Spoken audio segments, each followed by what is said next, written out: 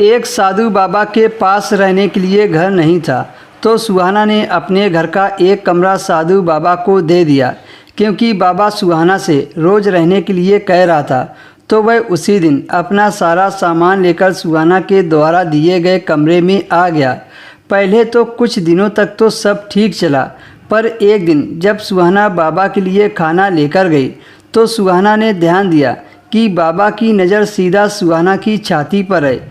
यह देखकर सुहाना को बहुत बुरा लगा, क्योंकि सुहाना बाबा जी की बहुत इज्जत करती थी, इसीलिए उसे गुस्सा आया।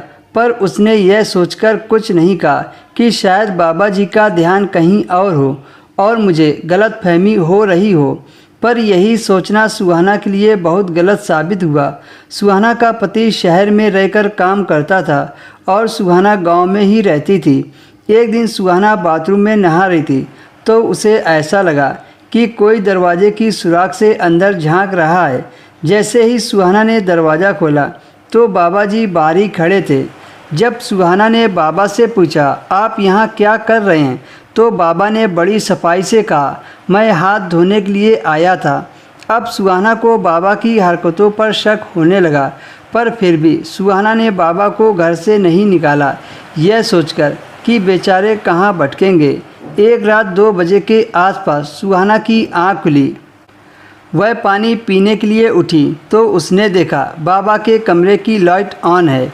सुहाना यह सोचकर बाबा के कमरे में गई कि बाबा जी इतनी रात को लाइट ऑन करके क्या कर रहे हैं। सुहाना ने जैसे ही हल्का सा दरवाज़ा खोला, तो देखा बाबा जी अपने हाथ से अपना सामान हिला रहे थे।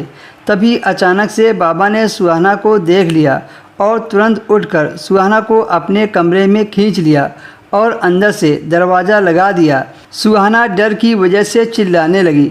तभी बाबा ने एक हाथ सुहाना के मुंह पर रखकर बंद कर दिया और उसके ऊपर चढ़ गया, और फिर बाबा ने सुहाना की इज्जत की धज्जियां उड़ा दी। जिसने बाबा को अपने घर में रहने के लिए जगह दी, उसी ने सुहाना को किसी को मुंह दिखाने के लायक नहीं छोड़ा।